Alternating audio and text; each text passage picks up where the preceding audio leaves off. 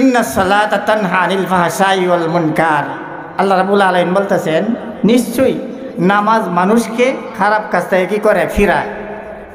ইন্নাস সালাতা তানহা আনিল ফাহশাই ওয়াল মুনকার, নিশ্চয়ই মানুষকে নামাজ পড়লে পরে সঠিকভাবে যদি আমি নামাজ পড়ি, নামাজই করবো কি তা খারাপ কাজ থেকে আপনি আমার কি করবো? ফিরাইব। অনেকটা মানুষ দেখা যায় আসলে নামাজও করতেছে আবার কি খারাপ কাজও করতেছে। আছে না এরকম মানুষ? নামাজ পড়ে গেও দেখা যেতেছে সিডি আছে না শাস্ত্রের মধ্যে হেন বই করছে, নামাজও আগের কাতারও শাস্ত্রের মধ্যে আগের কাতারও, এই নামাজে কিছু কাজ হইতো না। আমি যদি নামাজ তোমার সঠিক হইতো, আমি সিঁড়ির ঘরকে বইলাম নিলে আমার নামাজ হইতেছে না সঠিক, এই বিদায়ী নামাজ পড়ে গে আবার কি এই টিভির সামনে বইতেছি। নামাজ আমরা সঠিক হইতেছে না বিদায়ী আমি পাপ কাজ ছাড়তাম পারতাছি না, ছাড়তাম পারি না। আল্লাহ রসুলে কইছে, বলে গেছে যে মসজিদ ভরা মুসল্লি পাইবা, কিন্তু একটা মানুষও পাইতা না যে খুশু খুজুর সহিত নামাজ পড়নেওয়ালা। একটা মানুষ 40 বছর লাগাত নামাজ পড়ছে, এ হক্ত নামাজও কবুল হয়েছে না। কারণ কিতা? নামাজ যেভাবে পড়ার দরকার এইভাবে নামাজ আদায় করছেন না। নামাজের শর্ত সারায়াত আছে, এইগুলি বুঝিয়া শুনিয়া জানিয়ার পর নামাজ আদায় করলে নামাজ আদায় হইব। নামাজের মধ্যে 13টা ফরজ আছে, অনেক মানুষ আছে এই ফরজগুলি জানে না। নামাজের মধ্যে নামাজ ফরজ ছুটতে জায়গা নামাজ কি বাতিল, আর নামাজের মধ্যে ওয়াজিব যদি ছুটতে জায়গা, এইটা একটা কায়দা আছে নামাজ সহি হওয়ার লাগিয়া, এই কায়দাও তো আমরা জানি না। নামাজের মধ্যে সুন্নতে মুআক্কাদা আছে 12টা, নামাজ ভঙ্গের কারণ আছে 19টা। অনেক মানুষ আছে জীবন ভরাই নামাজ পড়তেছে, আসলে কিছু জানে না। এই নামাজ পড়ে ফায়দা পাইবা কিন্তু আল্লাহ রসুল কইছে, তুমি আমার জন্য দিনের প্রারম্ভে 2 রাকাত নামাজ পড়ে নাও, আমি তোমার সারা দিনের জিম্মাদার হয়ে যায়। আল্লাহ কইতাছে, এই কিন বিশ্বাস তো আপনি আমার মধ্যে নাই। নামাজ যে পড়ছি কথা ঠিকই, কিন্তু নামাজ আপনি আমার 40 বছর লাগাত নামাজ পড়তেছি, এই 40 বছর লাগাতেই আমার যে ওয়াজিব ছুটতেছে আমার খবর নেই। রুকু করা ফরজ, রুকু হইতে সোজা উঠিয়া দাঁড়ানি কি ওয়াজিব।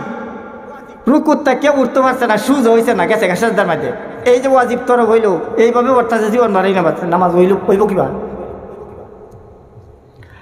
রুকু থেকে সুজা হয়ে অন্ততপক্ষে কি তোর মধ্যে লাগছে 3 বার সুবহানাল্লাহ সুবহানাল্লাহ সুবহানাল্লাহ করার সময়টা পড়তে যতক্ষণ লাগছে অতখানি সময় কারিয়ে তখন লাগবে। তখন রুকুর থেকে সুজ হয়ে উঠতে পারে না, আডুর থেকে জায়গা সেজদার মধ্যে। এরপরে এক সেজদা করলাম, আর এক সেজদার মাঝখানে সুজ হয়ে বসান লাগবে, এটা হইল ওয়াজিব।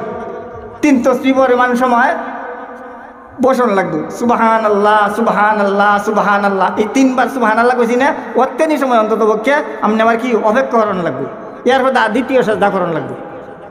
এইভাবে আমি কি করতেছি? নামাজ পরিপূর্ণভাবে পড়তাম পারতাছি না।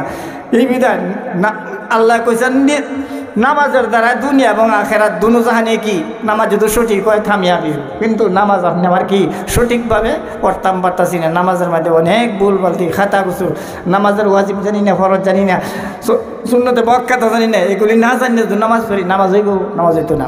কাজেই প্রত্যেকে কি করি, নামাজ যাতে আমরা সঠিকভাবে আদায় করতাম পারি, এই তৌফিক সকলকে দান করুক।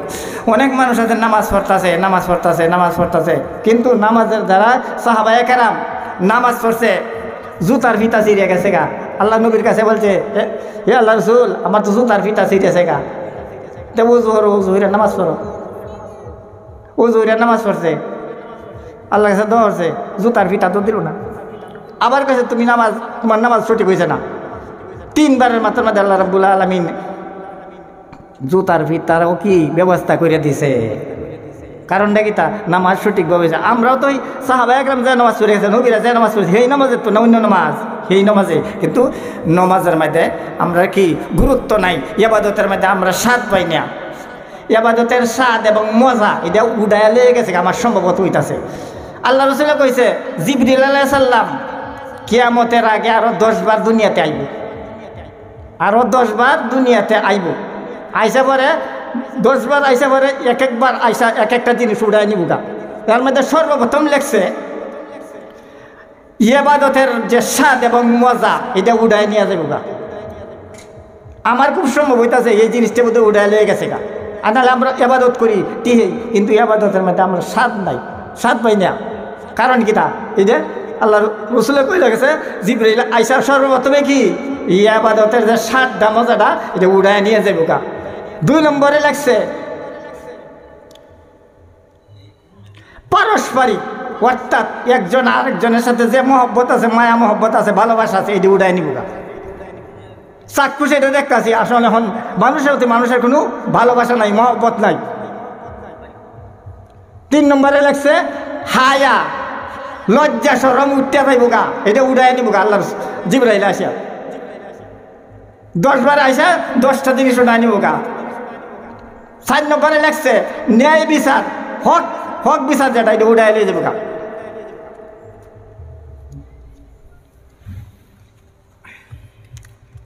5 নম্বরে লাগছে হক কথা, কি উড়াই লিয়ে যাবো গা।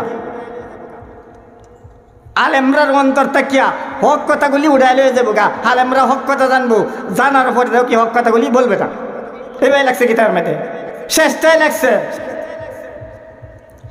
জিবরাইল আলাইহিস সালাম আইসা শেষবারে করবো কি তা কারীদের অন্তর তাকিয়া, আলেমদের অন্তর তাকিয়া আল্লাহ রাব্বুল আলামিনের কালাম কি উড়ায় নিয়ে যাইব গা।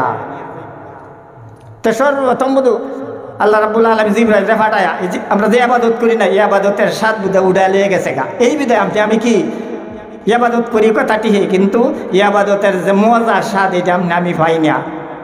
কারণ কি তা এটা উঠতে গেছে গা মনে হয় খুব সম্ভবত আমার। কাজেই প্রত্যেকরে বলি নামাজ আমরা করি কথাটি হে, নামাজটা কেমনে আমি কি ফায়দা হাসিল করতাম পারি না।